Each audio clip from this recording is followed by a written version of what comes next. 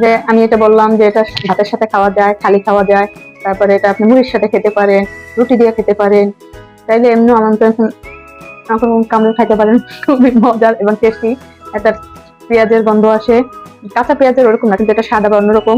সেটা কিন্তু আমি কিন্তু মিথ্যা কথা বলছি না ভাই, একদম 100% দেখছেন, প্রমাণ সহ দেখাই দিচ্ছি।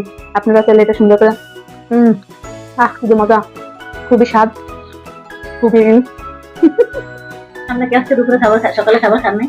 না ভাই, সকালে খাবার না, সকাল তো নাস্তা খাইছি, কিন্তু এটা আমি একটু দেখাইলাম, অনেকে হয়তো জানে না, এটা তো পেঁয়াজ কলি সবাই জানে, তারপরে যেটা এরকম করে খালি খাওয়া যায়, এর সাথে খাওয়া যায়, আমরা তো রান্না করে খাই, তাই না? আসলে সত্য কথা আমি এটা জানতাম না। আমার আগে যে বাসায় থাকতাম ওই দেশের পাশে একটা ভাবি থাকতো, ওই ভাবিরই দেখতাম যে ভাত খাইতে বসছে, এটা কোনো কেটে কেটে নিয়ে আসছে, তো ভাতের সাথে খালি খাইতেছে, এরকম পেঁয়াজের পরিবর্তে খাইতেছে, মুড়ির সাথে খাইতেছে।